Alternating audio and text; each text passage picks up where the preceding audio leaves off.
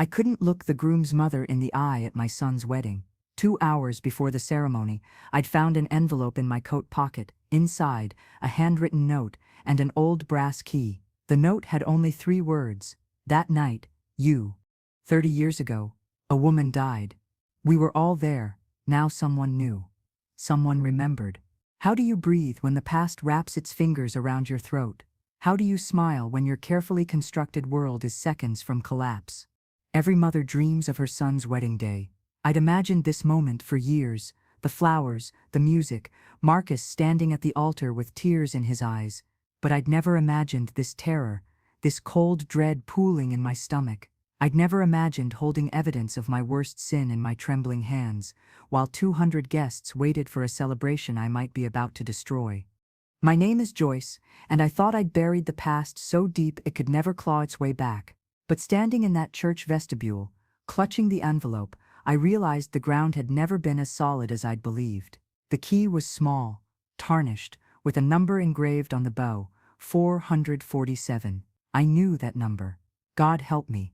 I knew it. The brass felt cold against my palm, decades of tarnish marking its surface, like age spots on old hands. I rubbed my thumb over the engraving, feeling the grooves of those numbers. Room 447. The Grandview Hotel, April 14th, 1995. The night everything changed. The night Lorraine Hastings died. The night 7 of us became liars. The ceremony was set to begin in less than 2 hours. Outside, cars were pulling into the parking lot. I could hear laughter, the excited chatter of early arrivals. Inside the vestibule, I stood alone, frozen. My son Marcus was marrying a lovely girl named Sienna. Her mother, Catherine, had been nothing but gracious throughout the engagement. We'd shared lunches at that little bistro downtown, the one with the French onion soup Marcus loved as a child. We'd planned seating charts over coffee at my kitchen table, debated whether the centerpieces should be roses or peonies. Normal things, safe things, mother of the groom, mother of the bride things. But that note changed everything. 3 words that turned 6 months of wedding planning into a carefully orchestrated trap. Who had put the envelope in my pocket? When? I'd arrived at the church early, around 8 in the morning, to help with the setup. My coat had been hanging in the church office on a hook near the door. A dozen people had been in and out. The florist's assistants, the caterer's staff, members of the wedding party. The church secretary, Mrs. Patterson, had been there the whole time, but she was 80 and half blind. She wouldn't have noticed someone slipping something into a coat pocket. Any of them could have done it. Or maybe it had been done earlier, before I even left my house. Maybe someone had broken in. The thought made my skin crawl. How long had they been watching me? Planning this? I unfolded the note again, studying the handwriting. It was neat, precise, written with a ballpoint pen on plain white paper. No watermark, no distinguishing features. The letters were careful, almost calligraphic. Someone had taken their time. This wasn't a hasty scribble. This was deliberate. That night, not an accusation, not exactly, more like a reminder, a summons. You were there. I know what you did. It's time to pay. My hands trembled as I turned the key over again. Room 447 didn't exist anymore. I knew that for a fact. 3 years after Lorraine's death, the Grandview had undergone a massive renovation. The whole 4th floor had been gutted and turned into a conference center. No more rooms, no more balconies, no more brass railings that gave way when a woman stumbled backward in the dark. So why give me the key? What was I supposed to do with it? Was this just psychological warfare? A way to get inside my head before the ceremony? If so, it was working. My heart was pounding so hard I thought it might break through my ribs. I needed to pull myself together. I needed to think, but thinking meant remembering, and remembering meant reliving the worst night of my life. It had been a corporate retreat, a team-building weekend that nobody wanted to attend. Bennett and Associates, the accounting firm where I'd worked for 12 years, had rented out a block of rooms at the Grandview. Friday afternoon through Sunday morning. Seminars during the day. Networking dinners at night. The senior partners had insisted everyone come. No exceptions. Good for morale, they'd said.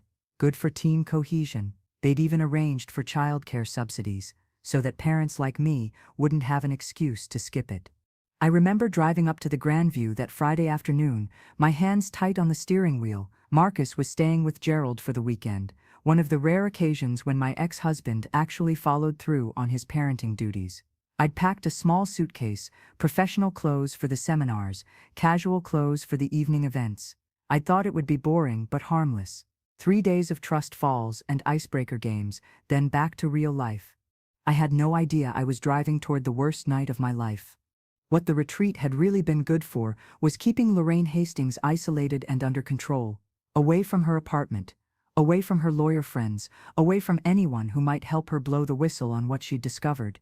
Lorraine had been the office manager. She'd worked at Bennett and Associates longer than anyone except the 3 senior partners, Richard Caldwell, Thomas Nguyen, and Patricia Vasquez. Lorraine knew everything about the firm. She knew which clients were behind on payments, which accounts were ballooning, which partners took 3-hour lunches and billed them as client meetings. She had access to every file, every ledger, every password-protected spreadsheet. She knew where the bodies were buried, metaphorically speaking. And then she'd found the real skeletons. It started with something small. A discrepancy of $3,800 between a client trust account and the quarterly report. Lorraine had sharp eyes and a mind for numbers. She'd brought it to Patricia Vasquez's attention in mid-February, thinking it was just a clerical error. Patricia had smiled, thanked her, told her not to worry about it. "I'll look into it," she'd said. But Lorraine couldn't let it go. Numbers that didn't add up kept her awake at night. She was the kind of person who balanced her checkbook to the penny, who noticed when the grocery receipt was off by 50 cents, so she kept looking, and what she found made that initial $3,800 look like pocket change. Shell companies with names like Riverside Holdings and Summit Consulting, invoices for services that were never rendered, money flowing out of client accounts in carefully orchestrated patterns, 10,000 here, 15,000 there, never enough to trigger automatic audits. The 3 senior partners had been running this scheme for at least 5 years, maybe longer. They'd stolen over $4 million. Lorraine had documented everything.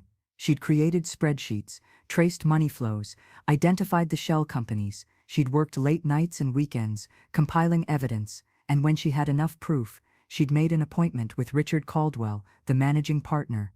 That meeting had been 3 weeks before the retreat. I wasn't there, but David Chen had told me about it afterward. Richard had listened to Lorraine's presentation, looked through her documentation, and then he'd leaned back in his chair and laughed. "You're very thorough," he'd said. "That's always been one of your strengths, Lorraine. But you're also naive. Do you really think you can threaten me? Do you know what happens to people who try to destroy everything I've built?" Lorraine had stood her ground. "I'm not trying to destroy anything. I'm trying to save the firm. If this comes out through an external audit or an investigation, it will be so much worse. But if you come clean now, voluntarily, you might be able to negotiate." "There's nothing to negotiate," Richard had interrupted. "You're going to forget what you think you found.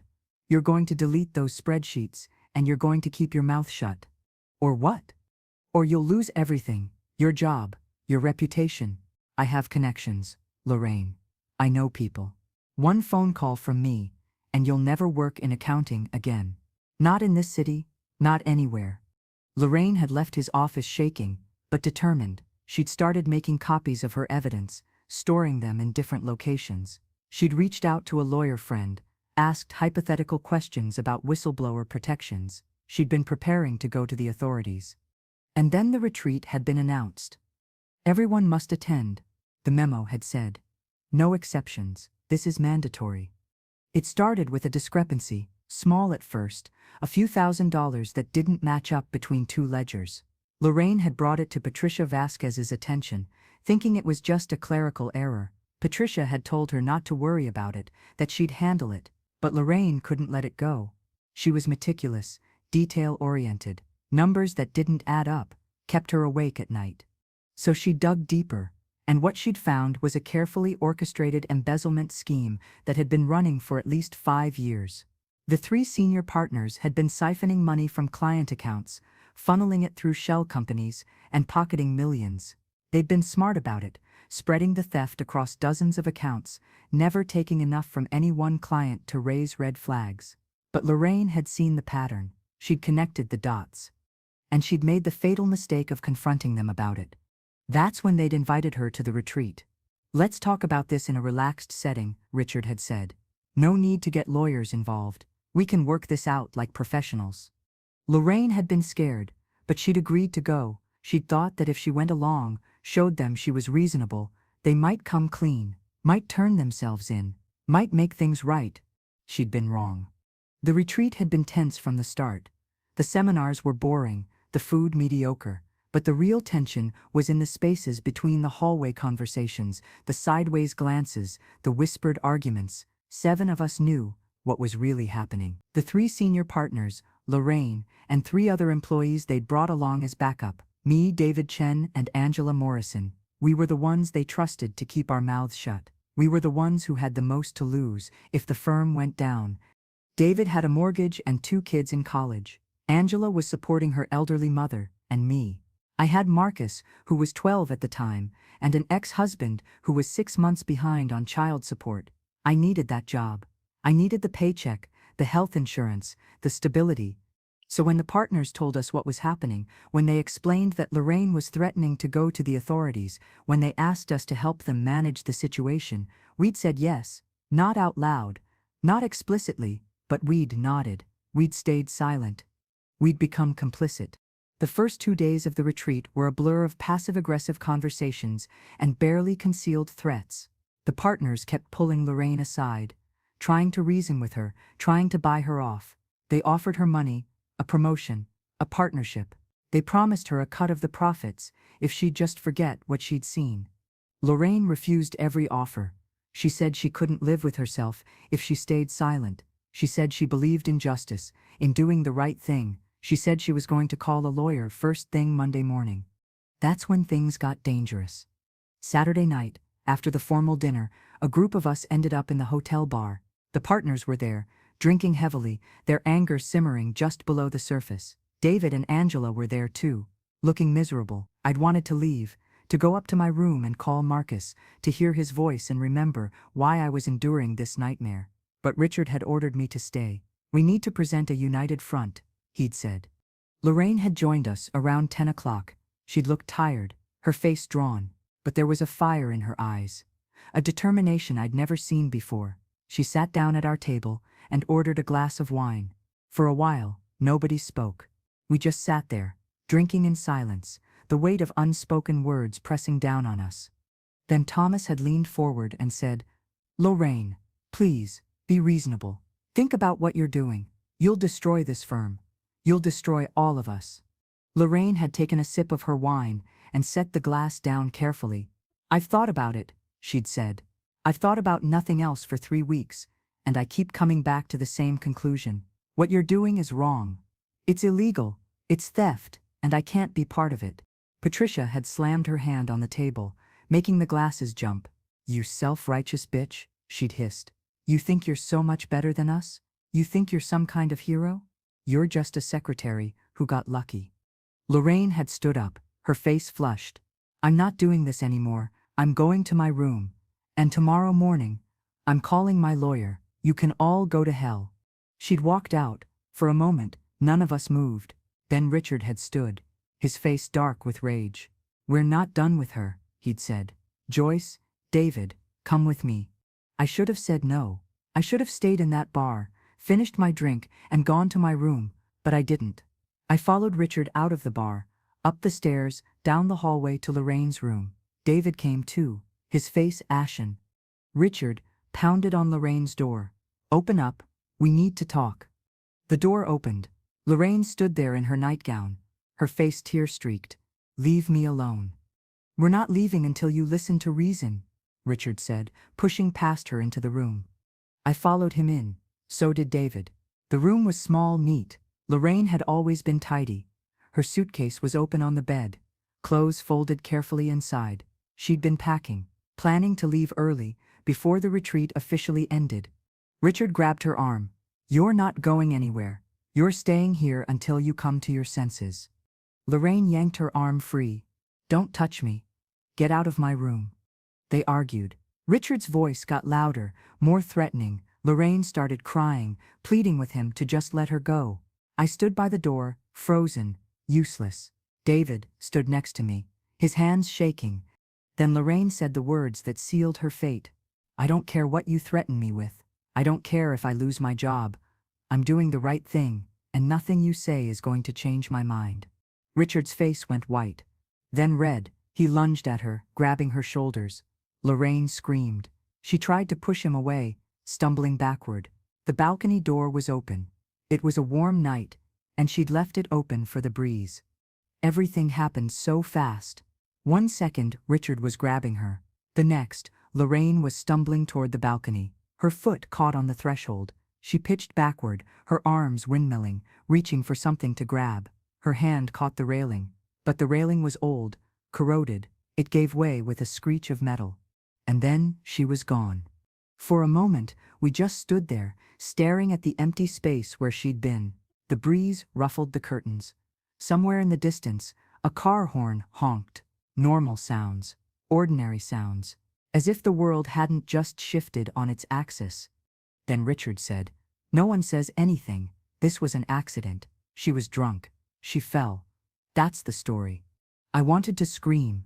I wanted to run. I wanted to call the police, to tell them what had really happened. But I didn't. I just nodded. So did David. We went downstairs and told the front desk that we'd heard a scream. By the time the police arrived, we'd all rehearsed our stories. Lorraine had been drinking. She'd been upset. She'd gone out on the balcony for some air. The railing had given way. Tragic accident. The police believed us. Why wouldn't they? We were respectable professionals. We had no reason to lie, and Lorraine had no family to push for a deeper investigation. She'd been an only child, her parents long dead. There was just a younger sister, Catherine, who lived out of state. Catherine had come to identify the body, to arrange the funeral, but she'd been in shock, overwhelmed. She hadn't asked questions. She just wanted it to be over. The firm had paid for Lorraine's funeral. The partners had given touching eulogies about what a dedicated employee she'd been. And then we'd all gone back to work, pretending nothing had happened. But something had happened. We'd let a woman die, we'd covered it up, and for 30 years we'd lived with that secret, that weight, that guilt. Until today. I shoved the envelope back into my coat pocket and took a deep breath. I needed to focus. I needed to get through this wedding. I could deal with the note, the key, the past later.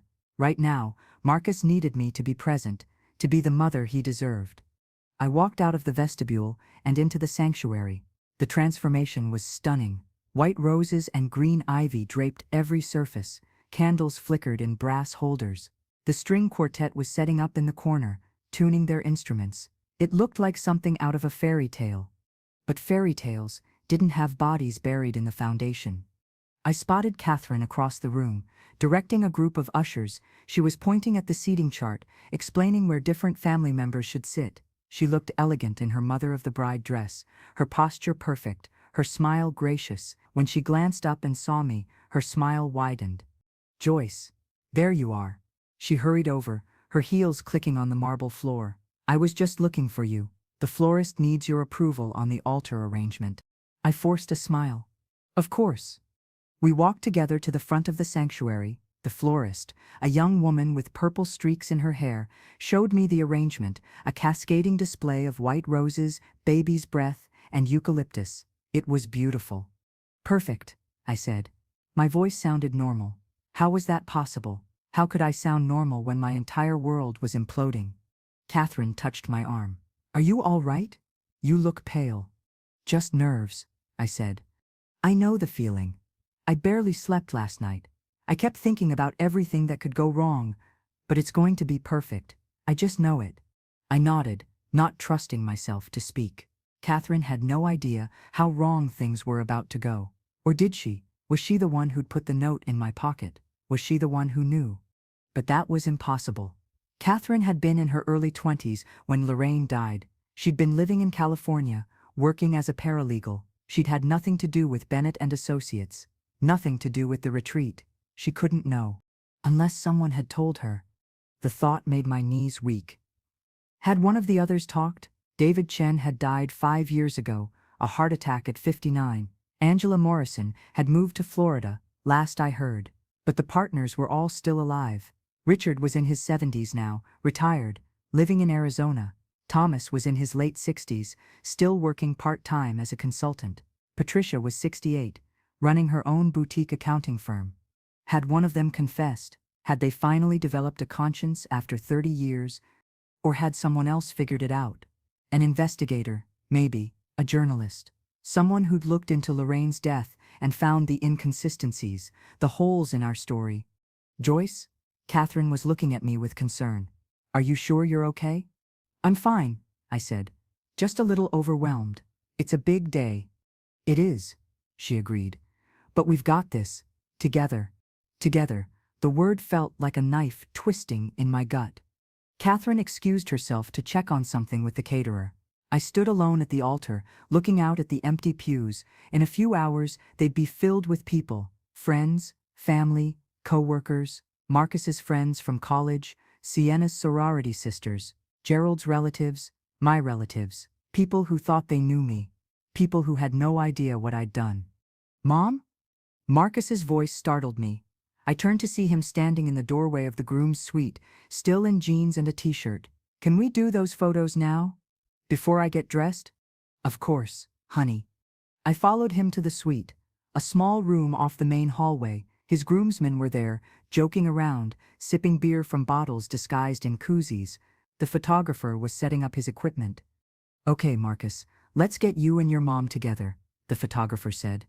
Marcus put his arm around me, grinning. You ready for this, Mom? Your baby's getting married. I smiled up at him.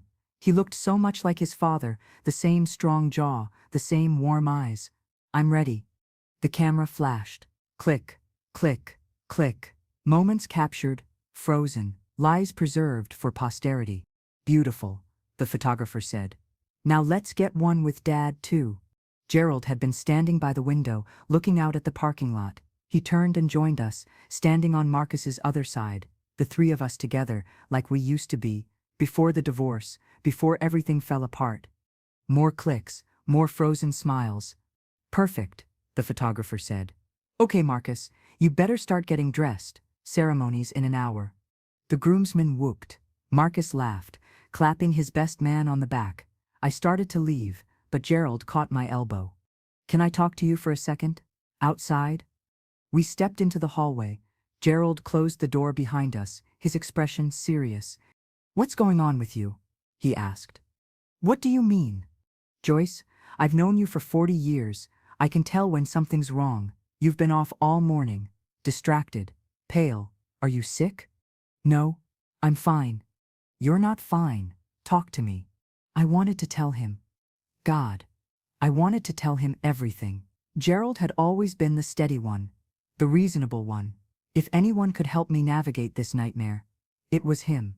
But what would I even say? 30 years ago, I helped cover up a murder, and now someone's blackmailing me. How do you drop that bomb on your ex-husband on your son's wedding day?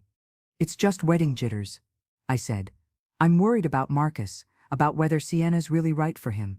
You know how I get. Gerald's expression softened. Sienna's a great girl. Marcus loves her. They're going to be fine. I know. You're right. He studied my face for a long moment. Then he sighed. Okay, but if you need to talk later, I'm here. All right? All right. He went back into the groom's suite. I stood in the hallway, alone again. My heart was racing. I felt like I was standing on the edge of a precipice, about to fall. I made my way to the ladies' room and locked myself in a stall. I pulled out the envelope again, staring at those 3 words. That night, you. What did they want from me? Confession? Money? Both? The door to the restroom swung open. Heels clicked on the tile. I held my breath, praying whoever it was would do their business and leave. Joyce? You in here? It was my sister Marlene. Relief flooded through me. Yeah, I'm here. I flushed the toilet for effect, and stepped out. Marlene was standing at the mirror, applying lipstick. She looked me over, her eyes narrowing. You look terrible. What's wrong? Nothing. I'm just nervous. Bullshit. Marlene capped her lipstick and turned to face me. I've seen you nervous. This isn't nervous. This is terrified. What happened? Marlene had always been able to read me. Even as kids, she'd known when I was lying, when I was scared, when I was hiding something. I couldn't fool her then, and I couldn't fool her now. I can't talk about it here, I said. Then when? After the wedding, I promise. Just not now. Marlene's face softened. She pulled me into a hug. Okay, but I'm holding you to that, and if someone's hurt you, if someone's threatened you, I'm going to kill them. I almost laughed. Almost. Thanks, Mar. Come on. Let's get you fixed up. You look like death warmed over. She made me sit on the counter while she dabbed concealer under my eyes, brushed powder over my cheeks. There, better, now smile. I smiled. It felt like a grimace. Close enough, Marlene said. Come on, let's go watch your baby get married. The ceremony was about to begin. I took my seat in the front row, right on the aisle. Catherine was sitting directly across from me, in the mirror position for the bride's side. She caught my eye and smiled. I smiled back. We were both mothers, both proud, both pretending everything was perfect. The music started. The processional. The bridesmaids walked down the aisle in their blush pink dresses, clutching bouquets of white roses. Then the maid of honor, Sienna's best friend from college. Then the ring bearer, a cute kid in a tiny tux who got halfway down the aisle before deciding he'd rather run back to his mom. Everyone laughed. Cute moment. Instagram worthy. And then the music changed. The bridal march. Everyone stood. I turned to look down the aisle, and there she was. Sienna looked absolutely stunning. Her dress was simple but elegant, lace and satin, with a long train that whispered against the marble floor. Her veil was held in place by a diamond comb. She was glowing, radiant, every bit the beautiful bride. But when her eyes met mine, I saw something else, something cold, something knowing. It was just a flicker, gone, almost before I registered it. But I saw it. She knew. God help me, she knew. My breath caught in my throat. How? How could Sienna know? She wasn't even born when Lorraine died. She was 32 years old. She would have been what, 2? 3? She couldn't possibly remember anything from back then. Unless Catherine had told her. Unless this whole thing, the engagement, the wedding, the months of planning, had been a setup. A way to get close to me. A way to make me pay. But why? If Catherine wanted justice, why not just go to the police? Why the elaborate charade? Unless she wanted me to suffer first, wanted me to squirm, wanted me to know what was coming. Sienna reached the altar. Her father, a quiet man named Robert, lifted her veil and kissed her cheek. Then he placed her hand in Marcus's. Marcus was crying, happy tears. He had no idea what kind of family he was marrying into. No idea what his mother had done. The officiant began the ceremony. I barely heard the words. My mind was racing, trying to piece together the puzzle. If Catherine and Sienna knew, then who else knew? The man in the back row? I glanced over my shoulder, searching for him, there 7 rows back, sitting by himself. He was watching me. When our eyes met, he gave a small nod. Acknowledgement, or warning. Who was he? The vows were exchanged. Marcus's voice was strong, confident. I, Marcus, take you, Sienna. Sienna's voice was softer, but just as sure. I, Sienna, take you, Marcus. They promised to love each other in sickness and in health, for richer or poorer, till death do them part. Death. The word echoed in my head. Lorraine's death. The death of my lies. The death of the life I'd built on a foundation of guilt and silence. The rings were exchanged. Gold bands that caught the light. Symbols of eternity. Of unbroken promises. I wondered if Marcus and Sienna would keep their promises. I wondered if they even could, with this terrible secret between us. I now pronounce you husband and wife, the officiant said. You may kiss the bride. Marcus kissed Sienna. Everyone applauded. I clapped along, my hands feeling numb. The newlyweds turned to face the congregation, beaming. The recessional music started. They walked back down the aisle, hand in hand, embarking on their new life together.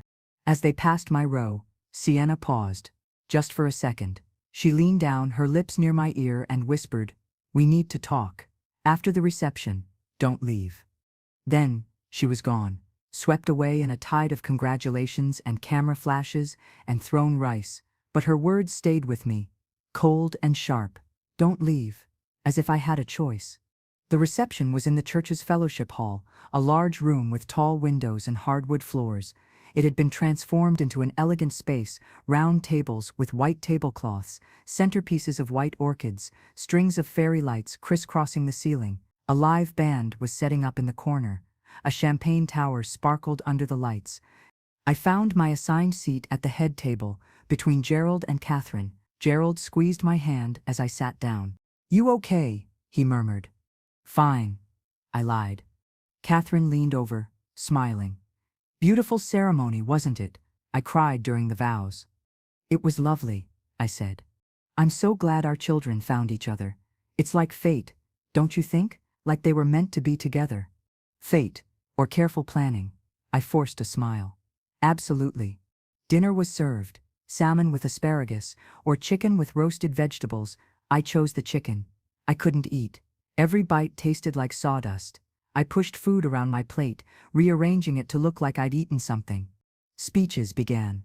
The best man told embarrassing stories about Marcus's college days. The maid of honor gushed about how perfect Sienna and Marcus were together.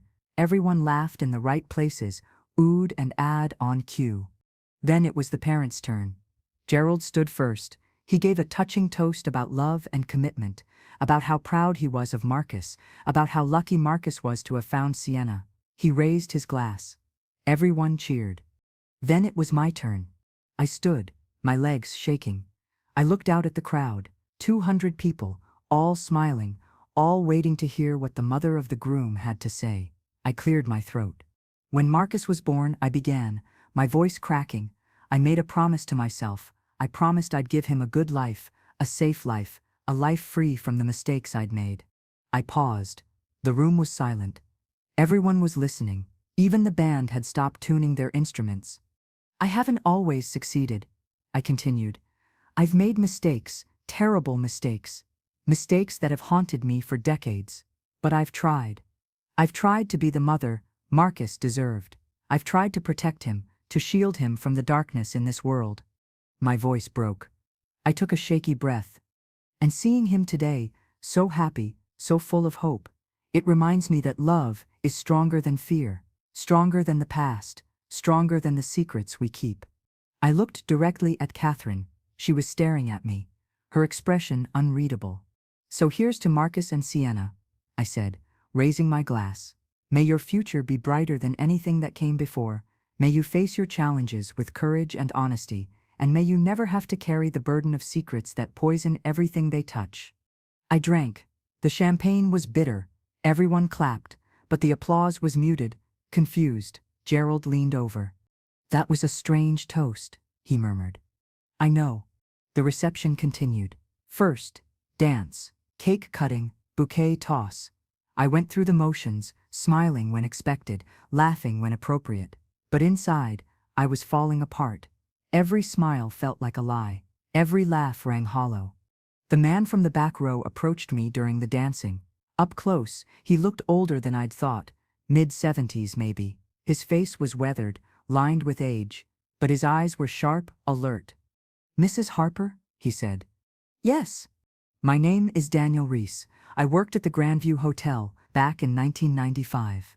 My blood turned to ice. "I don't know what you're talking about." "I think you do. I was on duty the night Lorraine Hastings died. I saw you in the hallway. I saw the argument. I saw her fall." The room tilted. I grabbed the back of a chair to steady myself. "If you saw something, why didn't you tell the police?" My voice was barely a whisper. "I was scared. I had a family, bills to pay. The hotel manager told me if I said anything, I'd lose my job, so I kept quiet. For 30 years, I kept quiet, but I can't anymore. Catherine found me 6 months ago. She asked me to tell her the truth, and I did." "Why are you here?" "Because Catherine wanted you to know. She wanted you to see me, to know that the truth is coming out, whether you cooperate or not." He walked away, disappearing into the crowd. I stood there, frozen, my heart hammering. It was all connected. Catherine, Sienna, Daniel. The note, the key. They'd been planning this for months, maybe longer. They'd orchestrated everything. The engagement, the wedding, the reunion of two families, just to get me here, to trap me, to force me to face what I'd done. I needed to get out. I needed air. I stumbled toward the exit, pushing through the crowd. But before I could reach the door, Sienna appeared at my elbow. "Joyce, we need to talk now." "I can't." "Yes, you can. There's a room upstairs. Follow me." She didn't wait for an answer. She just turned and walked toward the staircase. I followed, my legs moving on autopilot. We climbed the narrow stairs, down a corridor to a small door at the end. Sienna unlocked it and gestured for me to enter. Inside was a sitting room, simple furniture, a couch, 2 chairs, a coffee table. Catherine was already there waiting. "Please, sit," Sienna said. I sat. My hands were shaking so badly I had to clasp them together to keep them still. Catherine spoke first. Her voice was calm, measured, like she'd rehearsed this moment 1,000 times. "My sister was Lorraine Hastings." The words hit me like a physical blow. I'd known, on some level, but hearing it said out loud made it real. "Lorraine died 30 years ago," Catherine continued. "The police said it was an accident. She'd been drinking. She fell from the balcony. Case closed." But I never believed that. Lorraine was careful. She didn't drink heavily. She wouldn't have just fallen. She reached into her purse and pulled out a folded document. She placed it on the coffee table between us. "This is a deposition," she said. "From Daniel Reese. He worked at the Grandview Hotel. He was on duty the night Lorraine died. He saw you and the others in the hallway outside her room. He heard the argument. He saw her go over the balcony." I couldn't speak. My throat was closed, my lungs empty. For years I tried to find out what happened. Catherine went on, but no one would talk. The firm closed ranks. The case went cold. I moved on with my life. Got married, had Sienna, built a career, but I never forgot. I never stopped wondering. She paused, taking a breath. And then, 3 years ago, I hired a private investigator. He found Daniel. Daniel agreed to tell the truth, but only if he could remain anonymous. He didn't want to be dragged into court, to relive that night. So I had him give a deposition, sealed, notarized, legal evidence. She tapped the document. "This deposition describes everything he saw that night. You, standing in the hallway with Richard Caldwell and David Chen, Lorraine, crying, pleading. Richard grabbing her, Lorraine, stumbling backward, the railing giving way, her falling. Tears streamed down my face. I didn't push her. But you were there. You didn't stop it, and you lied to the police." "I was scared," I whispered. "We all were. The firm's senior partners threatened us. They said if we talked, we'd lose our jobs, our pensions, everything. They said they'd ruin us. And my sister lost her life." I looked at Sienna. She was crying too, silent tears running down her cheeks. "I never knew my aunt," Sienna said softly. "She died before I was born, but my mom told me stories about her, about how brave she was, how honest, how she tried to do the right thing, even when it was hard, even when it cost her everything." She wiped her eyes. "When my mom told me the truth about what happened to Lorraine, I was furious. I wanted to go to the police immediately, but my mom said we needed proof. We needed someone to confess, someone to break the silence." She looked at me. "So we came up with a plan. I started going to places where I thought I might meet Marcus, his gym, his favorite coffee shop. When we finally met, it felt like fate. He was kind and funny and smart, and I fell in love with him." Her voice broke. "I swear to you, Joyce, I love your son. That part wasn't an act, but I also knew that marrying him would give us access to you, would give us a chance to make you face what you did. So this whole thing, the engagement, the wedding, it was all a lie." "No," Sienna said fiercely. "My love for Marcus is real, but my need for justice for my aunt is real too. Can't both things be true?" I closed my eyes. The room felt like it was spinning. "What do you want from me?" I asked. Catherine leaned forward. "We want you to go to the police. Tell them everything. Give them the names of everyone involved. Help us get justice for Lorraine.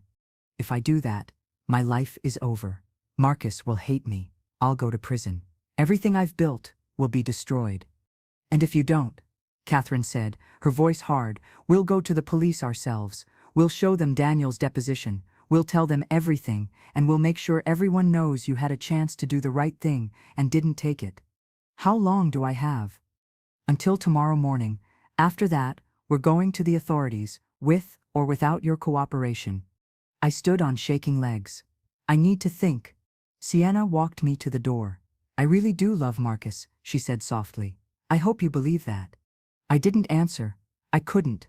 I left the room and stumbled down the stairs, through the reception hall, out into the parking lot. The night air was cool, shocking. After the warmth inside, I leaned against my car, gulping in deep breaths. 30 years. 30 years of running, of hiding, of pretending, and it had all been for nothing. The truth had found me anyway. I drove home in a daze. Gerald had offered to give me a ride, but I'd insisted I was fine. I wasn't fine. I would never be fine again. At home, I poured myself a glass of wine and sat at the kitchen table. The envelope was still in my coat pocket. I pulled it out and looked at the key again. Room 447. That night, it wasn't just a reminder, it was a test. Would I keep hiding, or would I finally face the truth? I thought about Lorraine. I'd known her for years, but I'd never really known her. She'd been quiet, reserved. She'd kept to herself. But when it mattered, she'd been brave. She'd stood up for what was right, even knowing it might cost her everything. And it had cost her everything. Her life, her future, all because she'd tried to do the right thing. What had I done? I'd stayed silent. I'd protected myself, my job, my stability. I'd let a murderer go free. I'd lied to the police, to my family, to myself. For 30 years, I'd told myself it wasn't my fault, that I hadn't pushed her, that I'd just been a bystander. But I hadn't been a bystander. I'd been a coward. I thought about Marcus. He'd looked so happy, today, so full of hope. If I came forward, his wedding day would be forever tainted. He'd be known as the son of a woman who helped cover up a murder. His marriage to Sienna would be built on a foundation of lies and pain. But if I didn't come forward, I'd be lying to him for the rest of my life. And Lorraine's family would never have justice. I finished my wine and poured another glass. The hours ticked by. Midnight, 1 a.m., 2 a.m., I sat at that table, wrestling with my conscience, replaying every moment of that night 30 years ago. By dawn, I'd made my decision. I picked up my phone and called Catherine. She answered on the second ring, as if she'd been waiting. I'll go to the police, I said, but I need you to promise me something. Don't tell Marcus until after I've turned myself in. Let me be the one to explain, please. There was a long pause, then Catherine said, All right, you have my word. Thank you. I hung up and got dressed. I chose a simple outfit, jeans, a sweater, nothing fancy. Where I was going, what I wore didn't matter. I drove to the police station, my hands gripping the steering wheel so tight my knuckles ached. The sun was just coming up, painting the sky in shades of pink and gold. A beautiful morning. The kind of morning that promised new beginnings. I walked through the doors of the police station and approached the front desk. The officer on duty looked up. Can I help you? Yes, I said. My voice was steady. I need to report a crime, a murder, from 30 years ago. He blinked, surprised. Ma'am, please have a seat. Someone will be with you shortly. I sat in the waiting area, my heart pounding, but my mind clear. A few minutes later, a detective came out. She was a woman in her 40s, with kind eyes and a no-nonsense demeanor. She introduced herself as Detective Laura Kim. You said you have information about a murder? Yes. Lorraine Hastings, April 14, 1995, the Grandview Hotel. It wasn't an accident. I was there. I saw what happened, and I lied to the police. Detective Kim's expression shifted. Professional curiosity. Let's go somewhere more private. She led me to an interview room. Small, sterile, with a table and 3 chairs. I sat down. She sat across from me, pulling out a notepad. Tell me everything. And I did. I told her about the embezzlement scheme, about the corporate retreat, about the arguments, the threats. I told her about that night in Lorraine's room, about Richard grabbing her, about Lorraine stumbling, about the railing giving way. About her falling.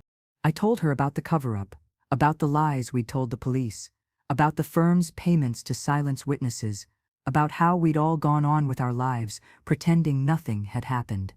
I gave her names: Richard Caldwell, Thomas Nguyen, Patricia Vasquez, David Chen, who was dead now, Angela Morrison, who'd moved to Florida. Detective Kim listened, taking notes, her face unreadable. When I finished, she leaned back in her chair. "This is going to require a full investigation. We'll need to verify your statement, interview the other parties involved, review old records. It's going to take time." "I understand. You'll likely be charged as an accessory after the fact. Depending on what we find, you could be looking at serious jail time." "I know." She studied me for a long moment. "Why now? Why come forward after all these years?" I thought about the envelope, the key, Catherine's face, Sienna's tears, Marcus's smile on his wedding day, so full of hope and love. Because I finally realized that living with the lie was worse than facing the truth. Detective Kim nodded slowly. "All right, we'll get started. You're going to need a lawyer." "I don't have one." She handed me a card with a list of defense attorneys. "Here, some good people on this list. Call one of them today." "I will." "And Mrs. Harper, you did the right thing, coming forward. A lot of people wouldn't have had the courage." I stood, my legs unsteady. "It took me 30 years to find that courage. I'm not sure that counts." "It counts." As I left the station, the morning sun was bright and harsh. I felt exposed, raw. But also, for the first time in 30 years, I felt a sliver of relief. The secret was out. The burden was no longer mine alone to carry. I drove to Marlene's house. She answered the door in her bathrobe, looking annoyed. "Joyce, what are you doing here at 7 in the morning?" "I need to talk to you." She let me in. We sat in her living room, and I told her everything, the whole story. 30 years of lies, finally laid bare. She listened in stunned silence, her face growing paler by the minute. When I finished, she just sat there, staring at me. "Oh my God," she finally said. "Joyce, why didn't you tell me?" I was ashamed. I was scared. I thought if I never talked about it, it would just go away. But it didn't. No, it didn't. Marlene reached over and took my hand. "What are you going to do now?" "Face the consequences. Tell Marcus. Try to make amends, if that's even possible. He's going to be devastated." "I know." We sat in silence for a while. Then Marlene asked, "Do you want me to come with you when you tell him?" "No. I need to do this alone." I called Marcus later that morning. He and Sienna were at a hotel downtown about to leave for their honeymoon in Hawaii. His voice was cheerful when he answered. "Hey Mom, what's up? Wasn't the wedding amazing?" "Marcus, I need to see you before you leave. It's important." His tone shifted. "Is everything okay?" "No, but I'll explain when I see you." He gave me the hotel address.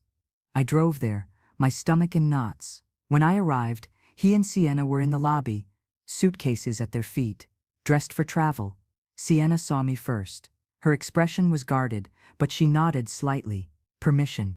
"Mom, what's going on?" Marcus asked, his face full of concern. "Can we talk privately?" We went up to their hotel room. Marcus sat on the bed, his face full of concern. I stood by the window, unable to sit. 30 years ago, I began, my voice shaking. "I was involved in covering up a woman's death." His eyes widened. "What?" I told him the whole story. Every detail, every lie, every regret. I told him about Lorraine Hastings, about the embezzlement scheme, about the corporate retreat. I told him about the argument in her room, about Richard grabbing her, about her falling. I told him about the cover-up, about the lies we'd told, about how we'd all gone on with our lives. He listened, his expression shifting from shock to disbelief to anger. When I finished, he stood and turned away from me. "Marcus, I'm so sorry." "Don't." His voice was tight, barely controlled. "Don't apologize. You don't get to apologize for this." "I went to the police this morning. I'm cooperating with the investigation. I'm going to make this right." He spun around. "Make it right? You think going to the police now makes it right? That woman has been dead for 30 years, Mom. 30 years. And you just lived your life. You raised me. You watched me grow up. You came to my soccer games, and my college graduation, and my wedding, and the whole time you were carrying this secret. Tears streamed down my face. I know it was wrong. I was a coward, but I'm trying to fix it now. Why now? He demanded. Why today? Of all days. I glanced at the door. Sienna was standing just outside, listening. Because someone made me face the truth. Marcus followed my gaze. He looked at Sienna, then back at me. Realization dawned on his face. Sienna knew, he said slowly. She knew about this. That's why he broke off, his face crumpling. Oh my God. Our wedding, was any of it real? Sienna stepped into the room, her eyes wet. Marcus, I love you. That part was always real. I swear to you. I fell in love with you. But yes, I knew. My mother's sister was Lorraine Hastings. We wanted justice. We needed to make your mother face what she did. Marcus stared at her. Betrayed. So you used me. No. I fell in love with you. That wasn't part of the plan, but I also couldn't let my aunt's death be forgotten. Can't you understand that? He shook his head, backing away from both of us. I can't do this right now. I need to think. He grabbed his suitcase and walked out. Sienna started to follow, but I stopped her. Let him go. He needs time. She turned to me, tears streaming down her face. I didn't want it to be like this. I wanted him to understand. I know what you wanted, I said. Justice. The truth. You got it. But there's always a price. Over the next few weeks, the investigation moved forward. Detectives interviewed everyone involved. Richard Caldwell, now 76 and in poor health, initially denied everything, but when faced with my testimony and Daniel Reese's deposition, he eventually admitted to manslaughter. Thomas Nguyen and Patricia Vasquez also confessed. Angela Morrison was tracked down in Florida and agreed to cooperate. The media picked up the story. Headlines screamed, "Corporate cover-up, finally exposed. Decades-old murder solved. Accounting firm's dark secret." Reporters camped outside my house. My phone rang constantly. I stopped answering. Marcus didn't call, didn't text, didn't respond to any of my messages. Sienna told me he was struggling, trying to process everything. She said she was giving him space, but she didn't know if their marriage would survive. I was formally charged as an accessory after the fact. My lawyer, a sharp woman named Rebecca Torres, negotiated a plea deal because I'd come forward voluntarily and cooperated fully. The prosecutor agreed to a reduced sentence. I was looking at 2 to 5 years in prison. Gerald came to see me before my sentencing hearing. We sat in my kitchen, the same place we'd shared countless meals during our marriage. "I wish you'd told me," he said. "Back then, I would have helped you." "I know, but I was too afraid." He sighed. "Marcus will come around eventually. He's angry now, but he loves you. He'll find a way to forgive you." "I hope so. And for what it's worth, I think you did the right thing, coming forward. It took courage. It took 30 years and a lot of pain to get here. I'm not sure that counts as courage." "It counts," Gerald said firmly. The day of my sentencing, I stood in the courtroom, my heart pounding. Catherine was there, sitting in the gallery with Sienna and Daniel Reese. My lawyer stood beside me. The judge, a stern woman in her 60s, read through the case file, then looked at me. "Mrs. Harper, you've pleaded guilty to accessory after the fact in the death of Lorraine Hastings. You've cooperated with the prosecution, provided testimony against the primary offenders, and expressed genuine remorse. However, your silence for 3 decades allowed guilty parties to avoid justice and caused immeasurable pain to the victim's family." She paused. "I sentence you to 3 years in a minimum security correctional facility, with eligibility for parole after 18 months. You are also ordered to pay restitution to the Hastings family in the amount of $50,000 and complete 500 hours of community service upon release." The gavel came down. 3 years. It felt like a lifetime, and not nearly long enough. As they led me out of the courtroom, I glanced back. Catherine was crying, her face in her hands. Sienna had her arm around her. Daniel Reese nodded at me, a small gesture of acknowledgement. And then, just as I reached the door, I saw him. Marcus. He was standing in the back, half hidden behind a pillar. Our eyes met. He didn't smile.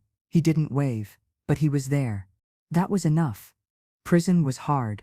The loss of freedom was immediate and total. The first night lying on a narrow cot with a thin mattress, staring at the ceiling of my cell, I thought I might suffocate from claustrophobia. The walls felt like they were closing in.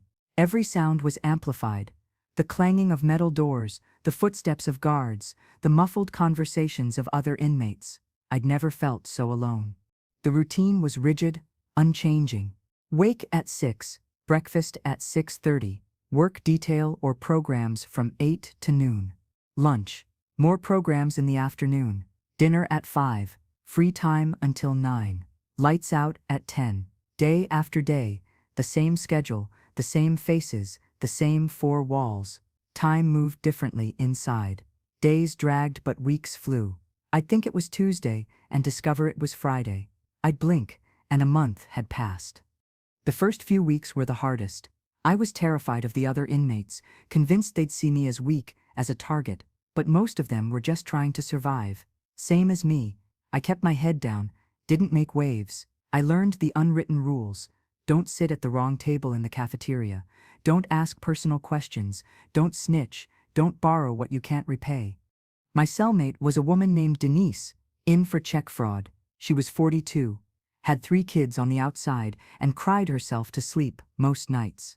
We didn't talk much at first, but gradually, over weeks and months, we shared our stories. She told me about the bills she couldn't pay, the desperate decisions that had landed her here. I told her about Lorraine, about the 30 years of lies. At least you came forward, Denise said one night, lying on her bunk, staring at the bottom of mine above her. That took guts. I turned myself in too. Couldn't live with what I'd done. My kids needed to know their mama wasn't a coward. Do they visit? I asked. Sometimes. When my ex brings them, it's hard on them, seeing me like this. But it'd be harder if I'd run. I thought about Marcus, about how hard it must be for him, knowing his mother was in prison, knowing what I'd done. But in a strange way, prison was also a relief. I didn't have to pretend anymore. Everyone here knew why they were here. We were all guilty of something. There was a strange honesty in that, a freedom in not having to maintain the mask of respectability. I attended every program they offered. Anger management, substance abuse counseling. Even though I didn't have a substance problem, the counselor said the coping mechanisms would help. Financial literacy, job skills training, and therapy. Twice a week, I sat in a small room with a therapist named Dr. Sarah Martinez. Dr. Martinez was in her 50s with steel gray hair and gentle eyes. She didn't judge. She just listened. Tell me about Lorraine, she said, in one of our early sessions. I described what I remembered of her. Quiet, meticulous, kind. She'd bring in homemade cookies for people's birthdays, I said. She remembered everyone's names, even the temps and interns. She was the kind of person who watered the office plants and made sure the coffee pot was always full. And you watched her die. Yes. How does that make you feel? How did it make me feel? I'd spent 30 years avoiding that question. But here, in this small room with its beige walls and uncomfortable chairs, I couldn't avoid it anymore. Guilty, I said. Ashamed. Angry at myself. Angry at the others. Angry at a system that let us get away with it for so long. Tell me about the anger, Dr. Martinez said. And I did. I told her about the rage I'd been carrying for 3 decades. Rage at Richard for grabbing Lorraine. Rage at David and Angela and the other partners for staying silent. Rage at the police for not investigating more thoroughly. Rage at the firm for covering it up. But mostly, rage at myself for being too weak, too scared, too selfish to do the right thing. Anger is often a mask for other emotions, Dr. Martinez said. What's beneath your anger? I closed my eyes. Beneath the anger was grief. Grief for Lorraine. For the life she'd never gotten to live. Grief for the person I could have been if I'd made different choices. Grief for Marcus, for the mother he deserved but didn't get. I'm grieving, I said, and then I started to cry. Dr. Martinez handed me a box of tissues. That's good. That's healthy. You need to grieve. You need to feel all of it before you can heal. Over the months, therapy became my anchor. Dr. Martinez helped me understand that while I couldn't undo the past, I could choose how I moved forward. She helped me write letters to Lorraine, letters I'd never send, but that helped me process my guilt and remorse. She helped me develop strategies for managing anxiety and shame. She helped me believe that redemption, while never complete, was possible. I also participated in a restorative justice program. It was voluntary, but I signed up immediately. The program brought together offenders and victims' families to facilitate dialogue and healing. I never got to meet with anyone from Lorraine's family. Catherine declined to participate, and I understood why, but I sat in circles with other inmates and listened to victims' family members talk about their pain, their anger, their loss, and I shared my story, over and over, until it became almost bearable to tell. One victim's sister, a woman whose brother had been killed in a drunk driving accident, said something that stayed with me.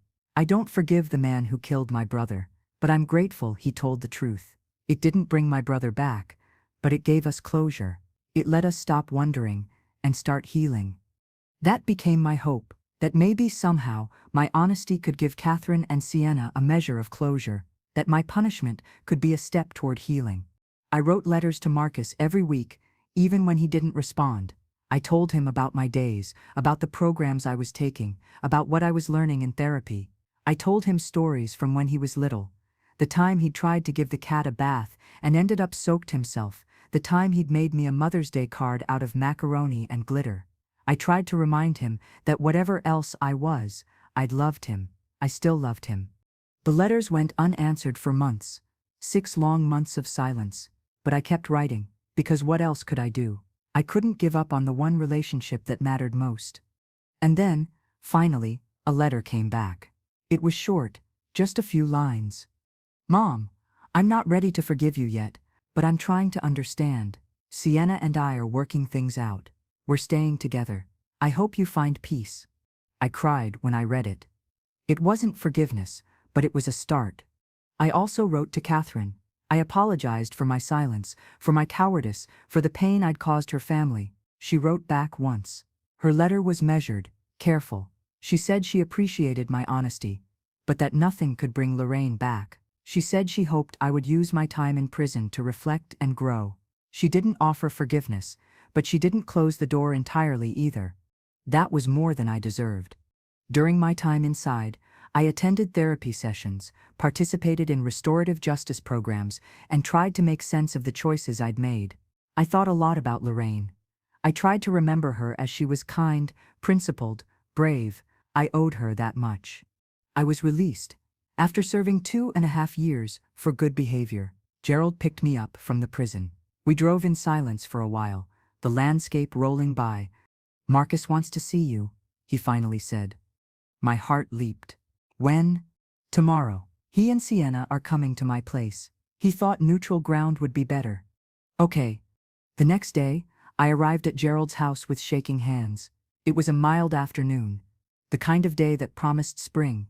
Gerald's neighborhood looked the same as always: manicured lawns, tidy houses, kids riding bikes down the sidewalk. Normal life, going on as if the world hadn't shifted on its axis.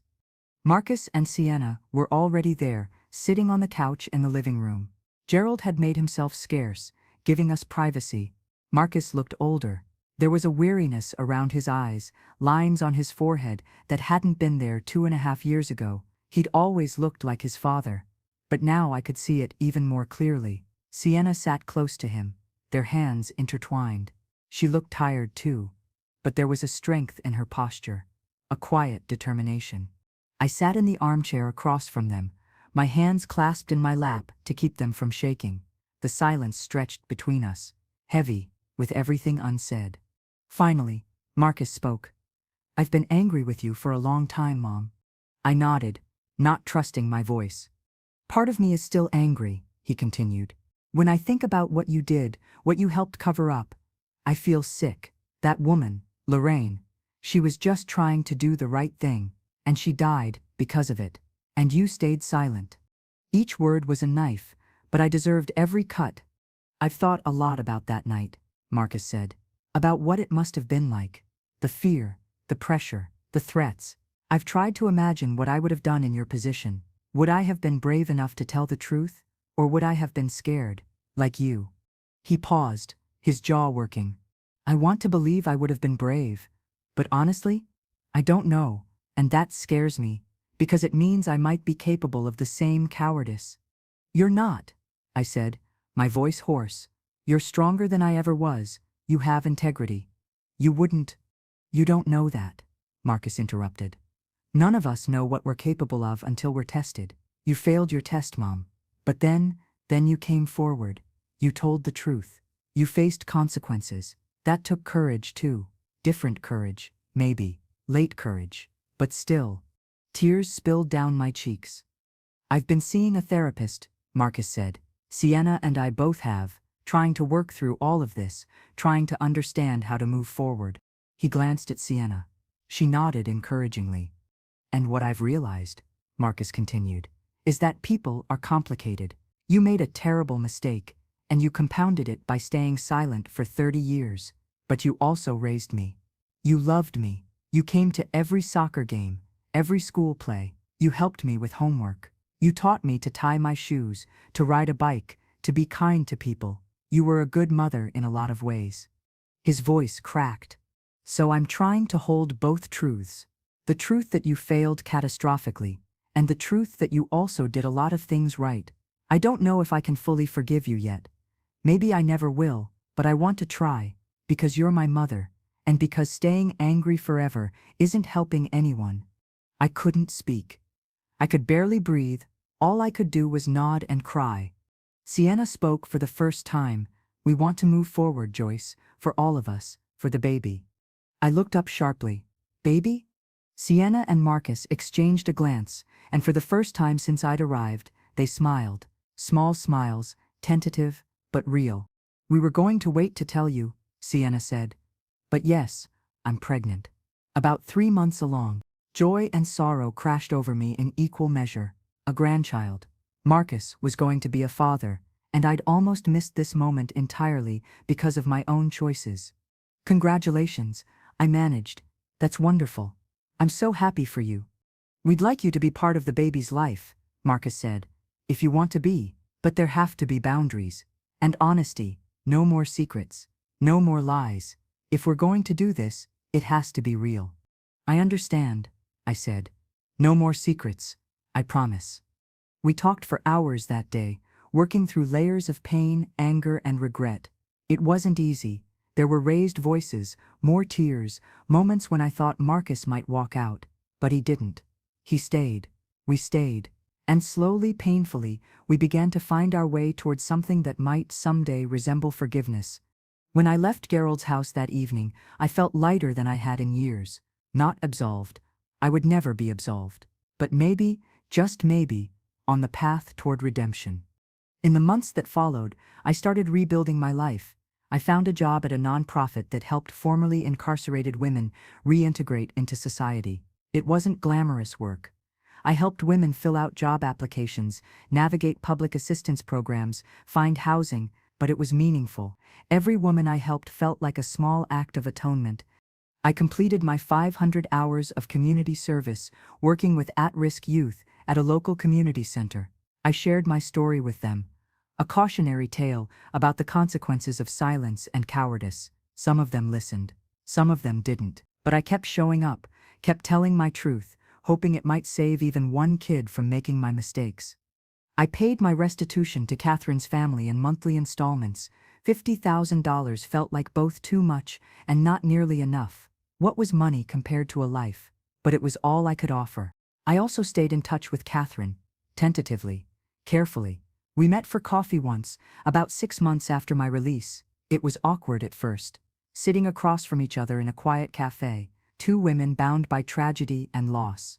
Catherine told me about Lorraine, really told me for the first time about how Lorraine had been the funny one in their family, always cracking jokes, doing impressions, about how she'd dreamed of going back to school, maybe getting a law degree, about how she'd loved old black and white movies and would quote lines from Casablanca and It's a Wonderful Life at inappropriate moments, about how she'd been scared of spiders, but had once spent an hour helping a trapped bird escape from their garage, about how she'd made the best strawberry shortcake, her secret ingredient being a splash of balsamic vinegar.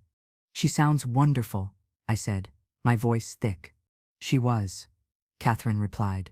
And now all I have are memories. No more new stories, no more jokes, no more phone calls, just absence.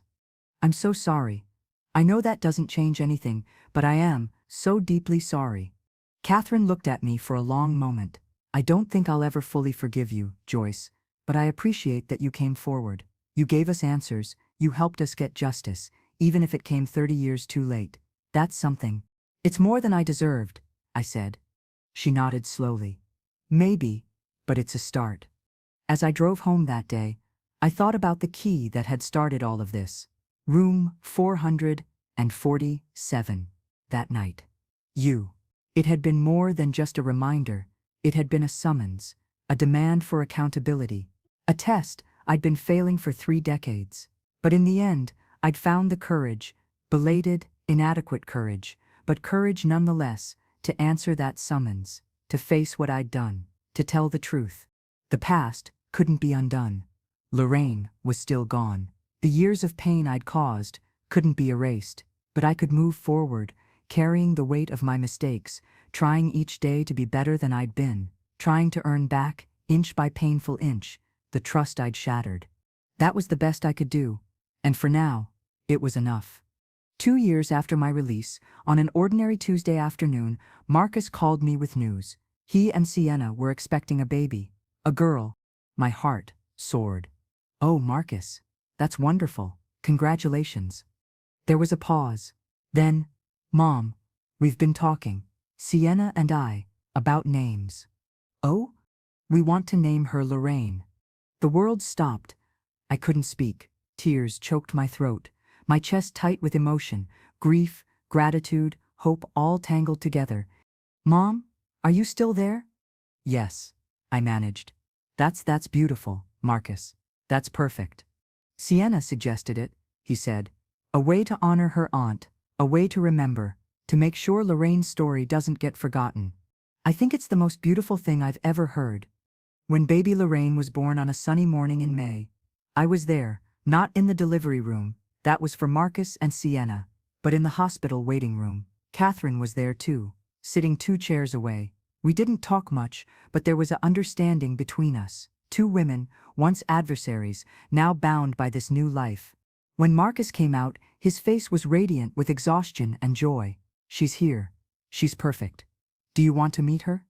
I followed him into the room, my heart pounding.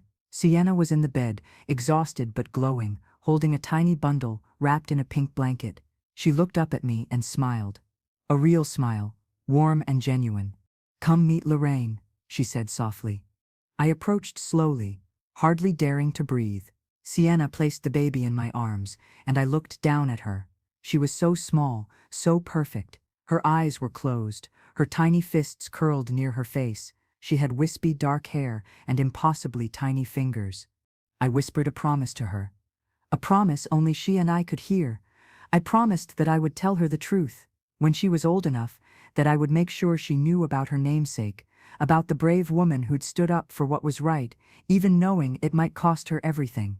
I promised I would teach her the importance of courage, of honesty, of speaking truth, even when it's terrifying. And I promised I would make sure she understood the cost of silence, the poison of secrets kept. Because the truth, however painful, was always worth telling, even if it came 30 years too late, even if it destroyed everything you thought you'd built, even if it cost you everything you thought mattered. The truth was the only thing that could set you free. And standing there, holding baby Lorraine, surrounded by the wreckage and redemption of my choices, I was finally, tentatively, hopefully, free.